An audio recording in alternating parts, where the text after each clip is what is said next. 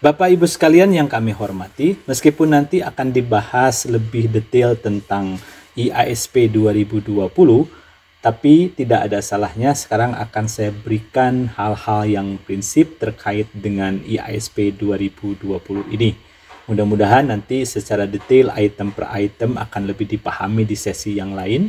Namun untuk gambaran besarnya, mudah-mudahan saya dapat menjelaskannya dan membantu Bapak Ibu sekalian untuk memahami gambaran besar dari IASP 2020 ini.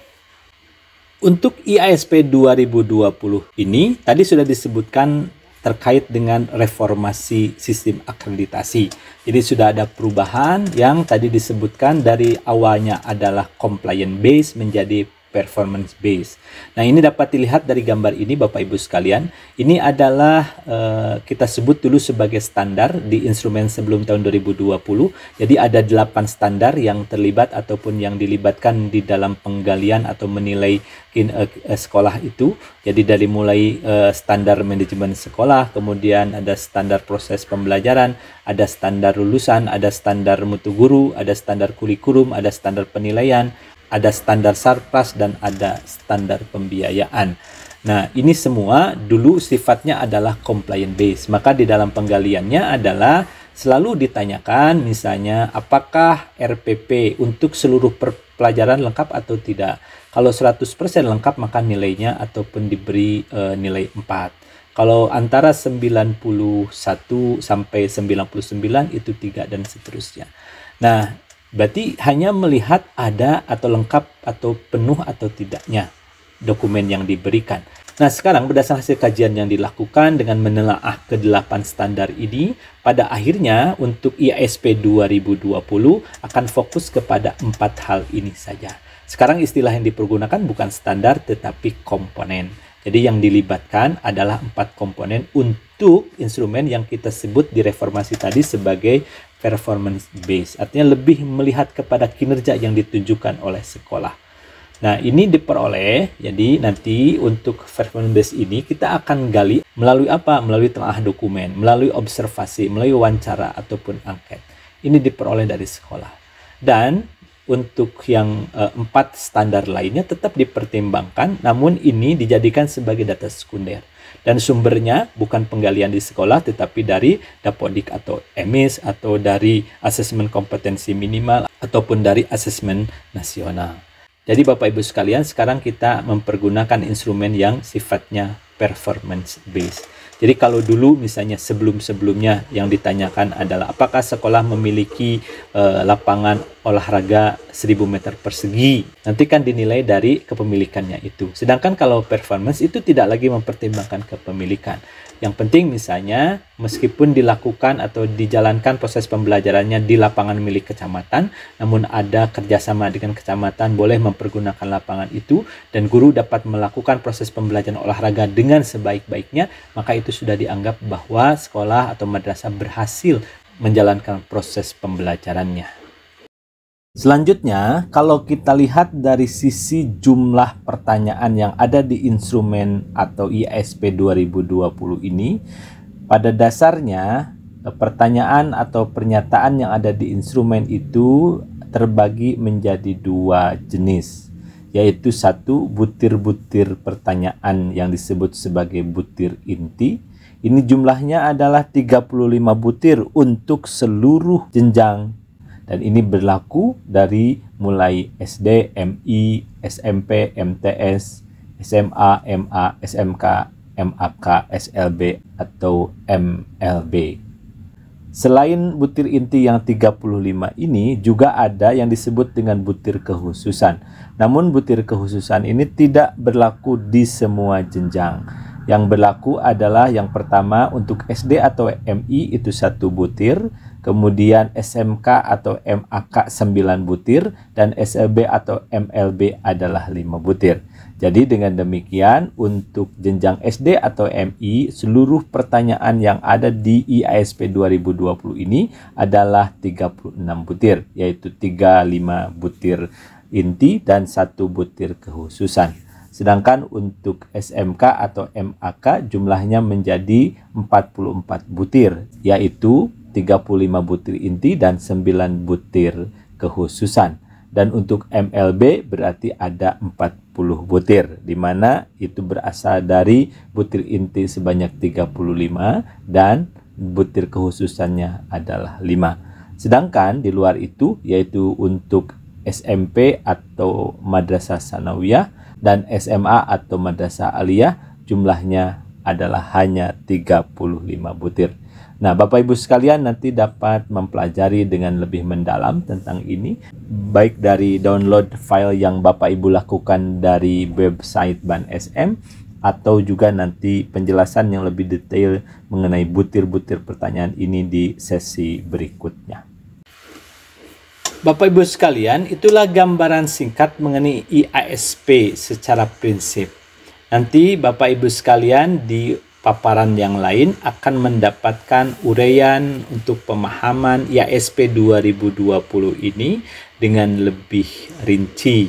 Misalnya di setiap butir itu ada apa saja, ya, apakah ada pernyataannya, kemudian ada kelengkapan dokumen apa yang harus diupload, kemudian juga bagaimana penilaian level kinerja dilakukan, dan seterusnya. Silakan nanti ditelaah dan diikuti paparan lain terkait dengan IASP 2020 lebih mendetail. Sekarang kita akan melanjutkan kepada aspek lain yang tidak kalah penting, dan sepertinya ini adalah bukan bersifat teknis tetapi lebih bersifat pendukung. Tapi ini hal yang penting untuk diperhatikan sekolah, karena memperhatikan hal-hal ini akan sangat menentukan efektivitas dan efisiensi dari proses akreditasi yang dijalankan di sekolah madrasah Bapak Ibu sekalian. Jadi di bagian ini akan saya bahas mengenai norma, kode etik, dan sanksi dari proses pelaksanaan akreditasi sekolah madrasah dari sisi sekolah madrasah. Jadi nanti akan saya jelaskan hal-hal apa yang harus diperhatikan oleh sekolah madrasah dan apa konsekuensi apabila sekolah madrasah mengabaikan hal ini. Untuk bagian ini saya akan uraikan terlebih dahulu pemahaman atau pengertian mengenai norma, kode etik, dan sanksi itu sendiri. Jadi Bapak Ibu sekalian, apa itu norma? Norma merupakan suatu bentuk peraturan yang berisikan tentang perintah dan larangan yang harus dipatuhi oleh setiap pelaku dalam kehidupan bermasyarakat. Dalam konteks ini tentunya semua pelaku atau semua pihak yang terlibat dalam proses akreditasi. Untuk kode etik, ini tiada lain adalah sistem norma, nilai, dan aturan profesional tertulis yang secara tegas menyatakan apakah yang benar dan yang baik, apa yang tidak benar dan apa yang tidak baik bagi profesional yang menjalankan proses akreditasi ini. Ingat, yang terlibat dalam proses akreditasi ini adalah banyak pihak, Bapak Ibu sekalian dari pihak sekolah, ada asesor dari pihak kami, dan juga ada anggota Ban SM, baik provinsi maupun pusat, yang masing-masing tentunya memiliki norma dan kode etik tersendiri. Dan kalaupun terjadi pelanggaran, pasti semuanya akan memiliki sanksi masing-masing. Dan ketiga, ini adalah sanksi. Apa itu sanksi? Sanksi adalah suatu langkah hukum yang dijatuhkan oleh suatu lembaga atau instansi atau kelompok tertentu karena terjadi pelanggaran yang dilakukan oleh seseorang atau kelompok. Pelanggaran terhadap apa? Itu tadi, terhadap norma dan kode etik. Bapak Ibu sekalian, Ban SM menyusun ini bukan tanpa tujuan. Tujuan yang paling utama adalah agar dapat kita bersama-sama menjaga dan menjalankan proses akreditasi ini dengan efektif dan efisien. Ya, jadi dengan ini kita tegakkan bersama-sama sesuai dengan fungsi dan kedudukan masing-masing di dalam proses akreditasi. Insya Allah akreditasi yang kita jalankan itu akan efektif dan lebih efisien adanya. Apa saja yang harus kita perhatikan? Ini bagian pertama adalah terkait dengan norma. Jadi norma untuk proses akreditasi yang sudah disusun oleh BAN SM ini adalah yang pertama kejujuran. Kejujuran dalam apa? Kejujuran dalam menyampaikan data dan informasi yang ditanyakan oleh asesor atau BAN SM terhadap sekolah. Jadi untuk yang pertama ini, sekolah diharapkan dapat menyampaikan semua hal secara jujur sesuai dengan yang dimintakan ataupun yang digali di sekolah atau madrasah.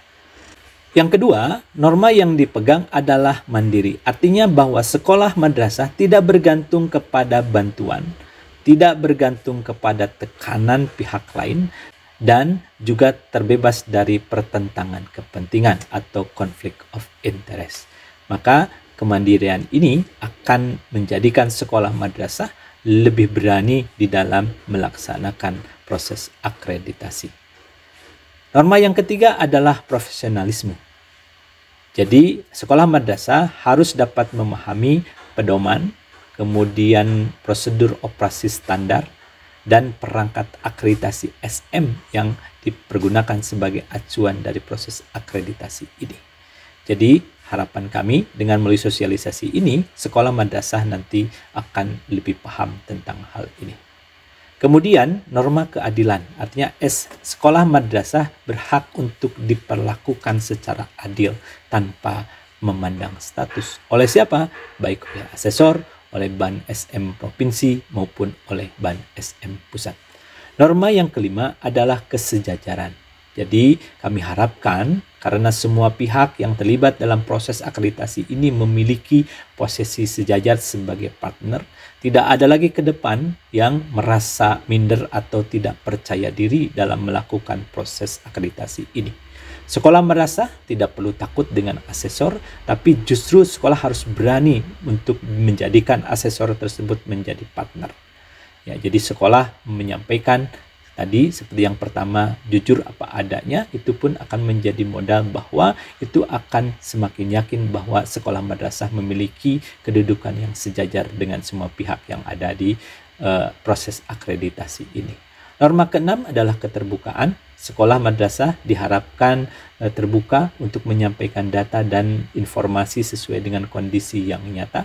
Kemudian juga ada norma bertanggung jawab. Jadi apapun yang disampaikan oleh sekolah, ya, data informasi yang diberikan itu harus dapat dipertanggungjawabkan. Makanya nanti dokumen-dokumen yang diberikan ya untuk lebih mempertinggi tanggung jawabnya berarti harus diyakinkan bahwa dokumen tersebut memiliki aspek legal walaupun sebatas tanda tangan, cap ataupun misalnya waktu pembuatan dan sebagainya. Norma yang terakhir adalah yang 8, yaitu menjaga kerahasiaan. Jadi sekolah madrasah memiliki hak nanti untuk terjaga seluruh kerahasiaan data dan informasi yang disampaikan kepada BAN SM. Jadi jangan takut, kita akan jaga dan tidak akan disebarluaskan secara umum. Selanjutnya, apa yang menjadi kode etik sekolah madrasah? Yang pertama adalah menjunjung tinggi kejujuran dan objektivitas dengan memberikan keterangan berupa data atau informasi yang benar dan sesuai dengan kondisi nyata sekolah madrasah. Jadi Bapak Ibu sekalian, tidak perlu membuat-buat atau mengarang-arang cerita sehingga ingin disebut sekolahnya luar biasa ataupun menjadi lebih seakan-akan lebih baik. Yang kedua adalah menghindari kesepakatan atau bergaining dalam arti negatif dengan tidak memberikan uang, barang, dan jasa kepada asesor atau pihak yang terkait dengan akreditasi sekolah madrasah yang akan berdampak pada objektivitas hasil akreditasi. Ini cukup jelas dan kontras, jadi jangan ada istilah karena budaya dan sebagainya. Kalau misalnya mau memberikan suguhan kepada asesor, sewajarnya saja yang biasa berlaku di sekolah. Tidak perlu mengada-ngada sesuatu yang memang tidak biasa ada di sekolah. Yang ketiga adalah kode etiknya mendukung kegiatan akreditasi dengan menciptakan suasana bersahabat kondusif saat kegiatan visitasi. Yang keempat, mematuhi aturan yang berlaku bagi sekolah madrasah dan bersedia menerima konsekuensi atas pelanggaran yang dilakukan. Jadi mohon Bapak Ibu sekalian dari pihak sekolah diperhatikan baik-baik hal ini. Jadi Kuncinya adalah bahwa sekolah harus lebih percaya diri di dalam menjalankan proses akreditasi ini. Bagaimana indikasi kepercayaan diri itu? Tidak ada lagi nanti di proses visitasi itu ada guru yang harus begadang sebelum proses pelaksanaan visitasi. Dan itu menandakan bahwa memang sekolah selama ini ada yang tidak beres dalam pengelolaannya. Karena yang diminta oleh Ban SM, dokumen itu sudah ada di proses pembelajaran yang berjalan. Jadi tidak ada perlu lagi ada dokumen baru yang di-print, karena proses itu pasti akan menyebabkan banyak biaya yang keluar, membeli kertas yang baru, membeli tinta, ya belum lagi guru harus begadang dan sebagainya. Itu menyebabkan ketidakefisienan. Belum lagi nanti ketidakpercayaan diri itu juga akan membawa sekolah madrasah biasanya melakukan hal-hal yang tidak perlu dilakukan. Dalam poin 2 disebutkan tidak boleh memberikan apapun, ya. Jadi tidak boleh ada pemberian amplop dan sebagainya lagi. Insya Allah asesor kita sudah kita bekali, walaupun tidak besar, tapi insya Allah akan cukup. Mereka sudah dapat honor, sudah dapat uang transport, dan sudah dapat uang penginapan.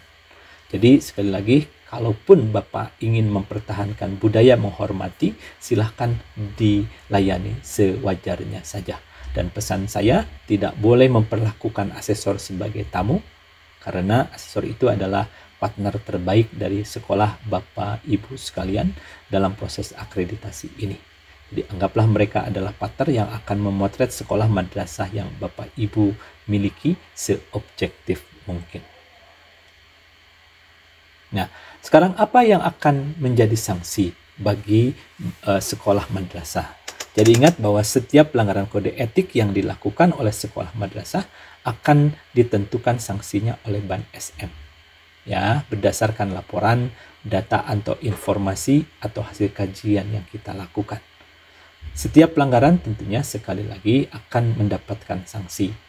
Yang kedua, sanksi terberat yang akan dapat diberikan oleh Ban SM terhadap sekolah adalah sekolah madrasah akan diberikan status tidak terakreditasi karena pelanggaran kode etik ini. Dan ingat Bapak Ibu sekalian, Ban SM Provinsi Jawa Barat memiliki sejarah pernah memberikan status tidak terakreditasi ini untuk sebuah sekolah besar dan tidak disangka sebelumnya. Dan tentunya walaupun sebelumnya sekolah itu berakreditasi atau memiliki sertifikat akreditasi A, kalau terjadi pelanggaran maka sekali lagi dan itu dapat dibuktikan, maka nanti sekolah ini akan kita tetekkan atau akan diberi status akreditasi yang paling rendah tentunya, yaitu tidak terakreditasi. Konsekuensi sekolah memiliki status tidak terakreditasi, tentunya saya tidak usah menggambarkan atau menjelaskan panjang lebar, karena Bapak Ibu sekalian pasti tahu konsekuensinya apa. Misalnya terkait dengan bantuan dana operasional sekolah, terkait dengan penerimaan lulusannya di perguruan tinggi, dan seterusnya.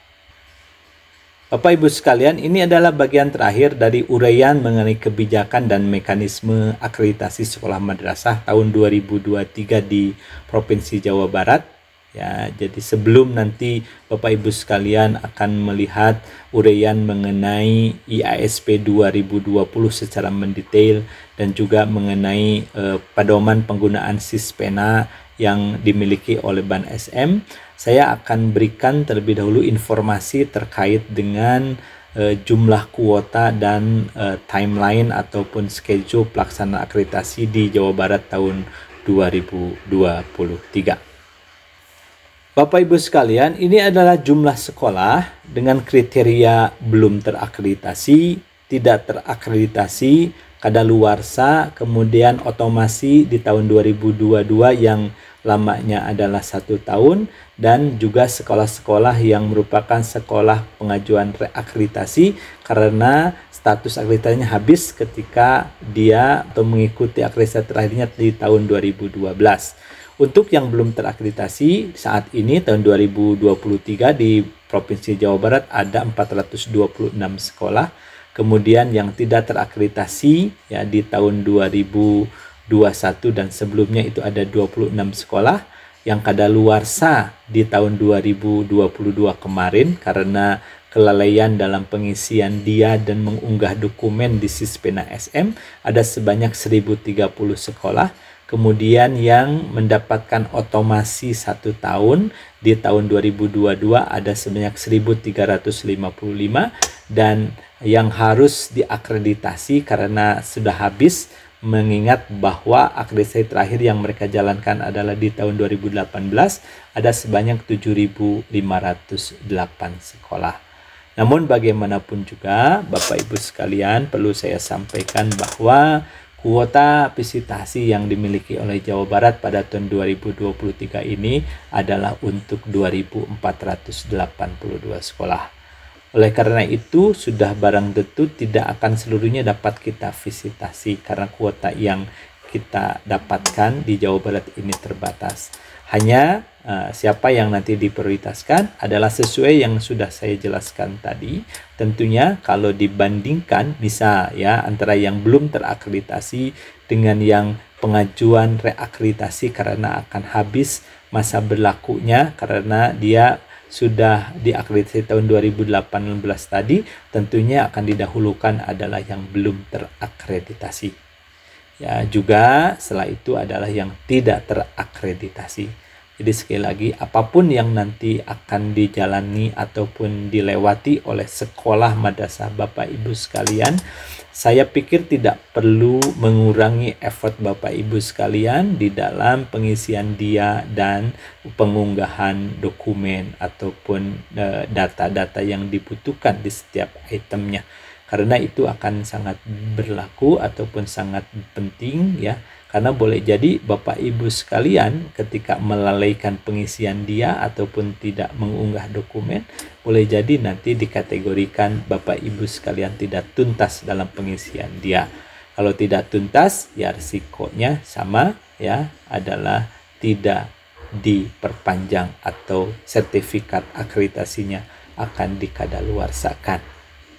Ya, karena bagaimanapun juga sekali lagi yang kami panggil ataupun untuk sekolah-sekolah yang memang akan habis sertifikat akreditasinya sampai bulan Februari tahun 2024 kalau tidak salah sudah kami tandai dan harus itu mengikuti akreditasi di 2023 ini. Karena kalau tidak mengikuti nanti statusnya ketika misal kalau habis sertifikatnya tanggal 31 Desember 2023, maka setelah tanggal itu kalau tidak ikut akreditasi berarti sekolah tersebut tidak memiliki sertifikat lagi. Dan kesempatan untuk mengikuti akreditasi itu baru muncul tahun 2024 dan biasanya kita mulai itu prosesnya adalah di bulan Maret atau bulan April. Ya, jadi sekali lagi Bapak Ibu sekalian, pengajuan reakreditasi ini kan sebenarnya juga dapat Bapak Ibu lakukan selambat-lambatnya 6 bulan sebelum sertifikat akreditasi itu berakhir. Jadi sekolah-sekolah yang sudah kami kirimkan melalui surat sosialisasi yang kemarin itu menandakan bahwa memang sekolah Bapak Ibu sekalian harus ikut di dalam akreditasi tahun 2023 ini. Kemudian Bapak Ibu sekalian, apa yang harus dilakukan? Sekali lagi cek kembali ya, karena Bapak Ibu sekalian harus mengajukan permohonan akreditasi atau reakreditasi melalui Sispena. Kemudian juga setelah pengajuan permohonan itu disetujui, kemudian sekolah madrasah dapat mengisi ataupun mengupdate nanti ya profil dan perbaikan nilai IPR sekolahnya.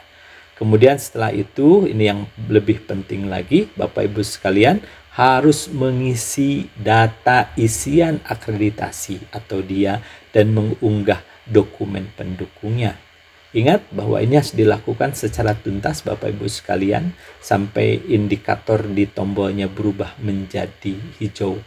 Karena kalau sudah diisi namun tidak tuntas, itu pun akan dikategorikan bahwa Bapak Ibu sekalian tidak mengisi dia ataupun mengunggah dokumen secara tuntas. Dan itu menyebabkan nanti berarti Bapak Ibu sekalian dikategorikan menolak untuk mengikuti akreditasi. Ingat Bapak Ibu sekalian, sekali lagi penjelasan mengenai bagaimana penggunaan Sispena dalam pengajuan permohonan akreditasi ini nanti akan dijelaskan atau diuraikan di dalam sesi selanjutnya ataupun sesi terpisah dari ini. Ini Bapak Ibu sekalian, yang terakhir ini adalah timelinenya yang penting untuk proses akreditasi sesuai dengan pos tadi, dan yang saya munculkan adalah yang terkait dengan kepentingan Bapak Ibu sekalian dari pihak sekolah madrasah saja. Jadi pengajuan permohonan itu diajukan dari tanggal 7 sampai tanggal 5 Maret 2023 sesuai dengan surat yang sudah kami edarkan. Kemudian sosialisasi kami lakukan pada tanggal 27 sampai dengan 28 Februari 2023. Setelah itu sekolah masih punya kesempatan untuk mengisi dia ya, dan mengunggah dokumen di Sispena itu dari mulai tanggal 7 Februari sampai dengan 5 Maret 2023 sesuai dengan surat yang diedarkan. Jadi ingat, batas waktunya adalah tanggal 5 Maret 2023. Semua sekolah itu harus tuntas, dan mohon nanti semua sekolah madrasah harus berkoordinasi dan harus selalu mengecek status sekolahnya atau status madrasahnya sehingga tidak mendapatkan kendala ataupun berhadapan dengan kondisi buruk di kemudian hari. Nah, kemudian kalau setelah selesai dari pengisian dia dan unggah dokumen tadi, selanjutnya tentunya adalah untuk visitasi. Hanya karena memang kuota yang tersedia itu tidak sebanding dengan jumlah sekolah yang mungkin menjadi sasaran akreditasi, tentunya nanti akan ada prioritas yang diberikan kepada sekolah madrasah. Hanya nanti sekolah madrasah mana yang akan kita prioritaskan, mohon ditunggu informasi kita lebih lanjut. Yang jelas untuk pelaksanaan visitasinya untuk tahap pertama ini adalah antara tanggal 3 sampai 6 dan 10-11 April 2023. Berarti ini ada dalam kondisi atau suasana bulan Ramadan.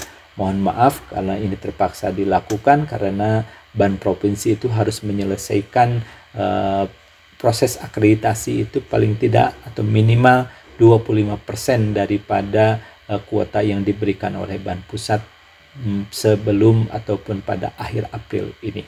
Jadi dengan demikian kami akan laksanakan untuk tahap pertama ini sekali lagi tanggal 3 sampai 6 dan 10 sampai 11 April 2023. Sedangkan untuk visitasi tahap keduanya nanti akan kami lakukan pada bulan Juli sampai dengan September, dan untuk waktu tepatnya akan kami nanti informasikan lebih detail ataupun lebih kemudian melalui surat yang kami edarkan melalui para koordinator pelaksana akreditasi yang kami miliki di setiap kota kabupaten. Bapak Ibu sekalian yang saya hormati, demikian penjelasan terkait dengan mekanisme dan kebijakan tentang pelaksanaan akreditasi di wilayah Ban SM Provinsi Jawa Barat untuk tahun 2023. Mudah-mudahan cukup memberikan informasi awal kepada Bapak Ibu sekalian, dan sekali lagi seperti yang saya sampaikan tadi, untuk lebih memahami dan memperdalam silahkan Bapak Ibu sekalian unduh dokumen-dokumen yang tadi sudah saya sebutkan di awal, sehingga Bapak Ibu sekalian akan lebih memahami dan lebih mampu untuk mengikuti proses pelaksanaan akreditasi ini dengan lebih baik. Selanjutnya Bapak Ibu sekalian akan mengikuti uraian terkait dengan penjelasan lebih detail mengenai IASP 2020 berdasarkan item-item atau butir-butir yang ada di dalamnya, dan juga nanti akan mengikuti uraian mengenai pedoman penggunaan Sispena SM yang akan dipergunakan sebagai media Bapak Ibu sekalian dalam proses pengajuan, pengisian dia, dan pengunggahan dokumen. Mohon diikuti dengan sebaik-baiknya sesi-sesi tersebut sehingga nanti Bapak Ibu sekalian akan mendapatkan hasil yang optimal dari proses akreditasi yang dilalui ataupun diikuti oleh Bapak Ibu sekalian. Terima kasih banyak atas segala perhatian dan partisipasi Bapak Ibu sekalian. Salam dari seluruh pengurus dan anggota Ban SM Provinsi Jawa Barat. Mudah-mudahan di lain waktu kita bisa berkomunikasi secara langsung.